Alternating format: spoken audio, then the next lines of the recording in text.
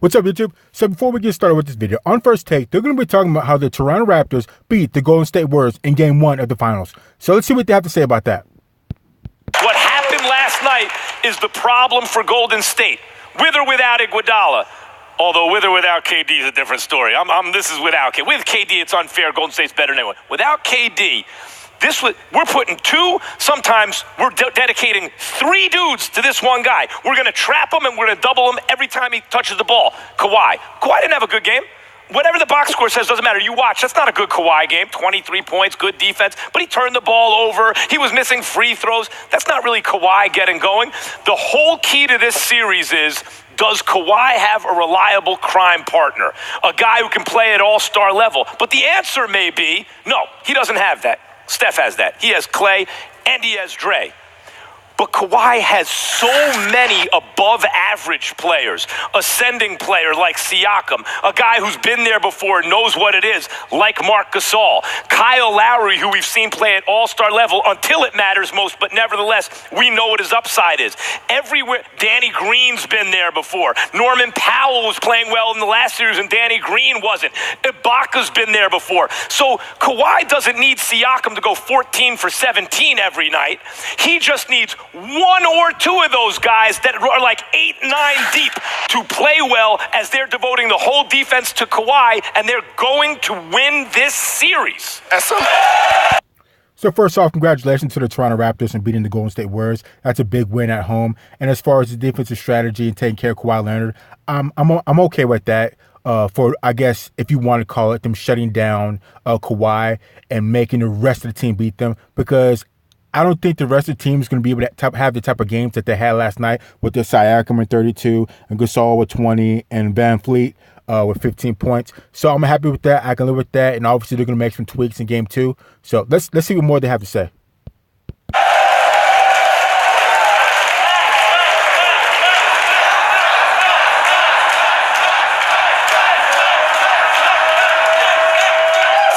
Mediocre compared to what he gets. So as a Detroit native, as somebody that played 3 years in Toronto, I have 3 words for all of you guys. I told you. And not me. I picked them. When I was on the show with Ryan Hollins, you were still on the fence. No. Yeah. No. I was just waiting. I was waiting till Thursday to reveal. You jumped the gun. It is my turn to speak. He picked the Golden State Warriors. Yes, and I wrote down the words you said, specifically stated before Game 1. Let me tell you what we knew before Game 1, that Kevin Durant was injured. We also knew before Game 1, Andre Iguodala was returning from an injury. We did not know if Boogie Cousins was even going to play. That's 3 of their top 6 players. They're not beating the Toronto Raptors with those dynamics in play. It ain't happening. Okay, people haven't paid attention to this team all season. When you look up front, yes, the Warriors have Draymond Green, and against Portland, he was terrific. They have so many bodies to throw at him. You have Kawhi Leonard that can play quality minutes against him. Pascal Siakam ate his lunch yesterday on both ends of the floor. You have Serge Ibaka that can play minutes and Marc Gosal that can play minutes. Let Anunoby get going, by the way. Correct. This isn't Portland. Up front, Portland has Collins. They have Myers Leonard, who actually played well, but he's no Marc Gosal. So for these Toronto Raptors, they play well with Kawhi. They play well without Kawhi during the regular season. So now they have the ability to adjust. Nobody's going to talk about the charges that Kyle Lowry takes that are really timely. Or how about Danny Green finally got in double figure scoring yesterday, made a couple of shots. And so this is a deep basketball team. Fred VanVleet, do he look like Drake to you? He looked like him to me. He came in and he even played well. So now all of a sudden you're firing on all cylinders. The Golden State Warriors are shorthanded. You're having to get quality minutes from guys like McKinney and from Looney, and they're just being outplayed by the Toronto Raptors. In fairness to you. So it does look like the Toronto Raptors were firing on all cylinders. They were doing great. Like I said, Siakam with 32 points, 14 for 17, 2 for 3 from the point, from 3-point, well above his playoff average. And as far as the Golden State Warriors, I respect more from Green. He only had 10 points. Iguodala had 6 points, but he went 0 for 4 from the three-point line. Curry had 34, Klay 21. Kevon Looney had a pretty good game. He had 9 points. He went 4 for 5 off the bench. Livingston, I expect a little bit more from him. He only had 6 points. So I would say that the Golden State Warriors weren't firing on all cylinders, obviously. They weren't playing as good as they could have, but the Toronto Raptors were playing very, very well, uncharacteristically well.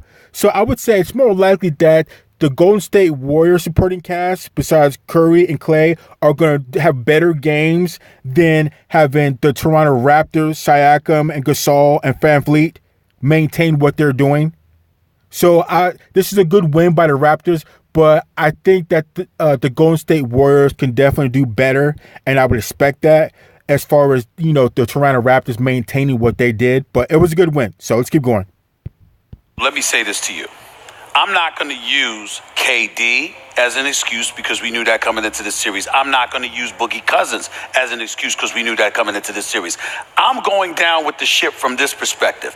I expected Andre Iguodala with that 9-10 days rest to be okay. That's fair. So my point to you is that if Andre Iguodala is healthy, then to me, this is my prediction. I'm not saying if he's healthy because obviously he got hurt last night. But what I'm saying to you is you can talk to the points that you've made about Boogie Cousins and KD. I'm not using that. I anticipated those two.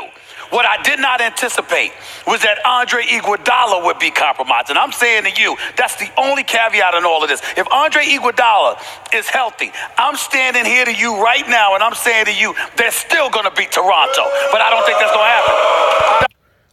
I can see that. I can see them definitely still beating Toronto. Like I said, Iguodala only had 6 points. He went 0 for 4 for the 3-point. Draymond Green only had 10 points. I would expect him to get more. I think Klay could probably tack on a little bit more. He had 21 points. Livingston can probably contribute a little bit more. He only has 6 points. So I think the Golden State Warriors probably got caught slipping a little bit, and they just happened to get beat up. But as far as the Toronto Raptors, like I said, I don't know if Siakam could continue doing what he's doing because he had an excellent game. Same thing with Marc Gosal. Kyle Lowry went 1 for 5 from the 3-point, but he had 9 assists. So I can definitely see the Golden State Warriors getting better. And as far as the defensive strategy, they might want to come and play with that a little bit in Game 2 because Game 1, they were really on Kawhi Leonard tough, which opened up all the other guys.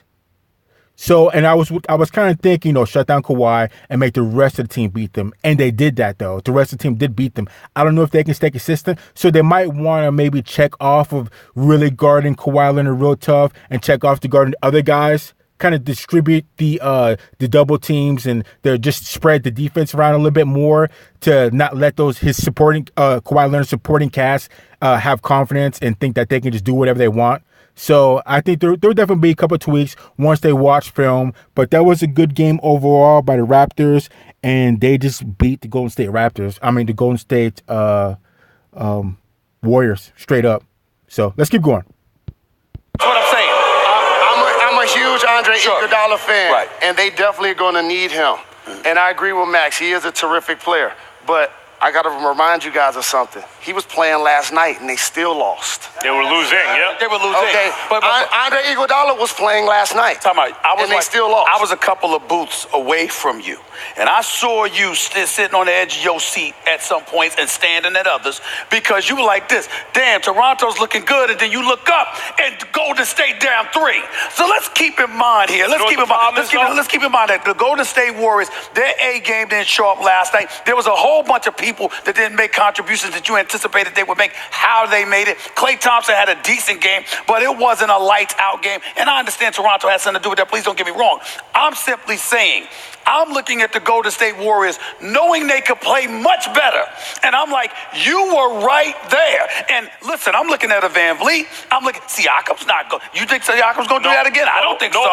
But Kyle Lowry might go off. And the main thing is Kawhi hasn't gotten going yet. And here's the difference between the two teams. And this is why Kawhi is the best basketball player on the planet Earth. I disagree. This is why.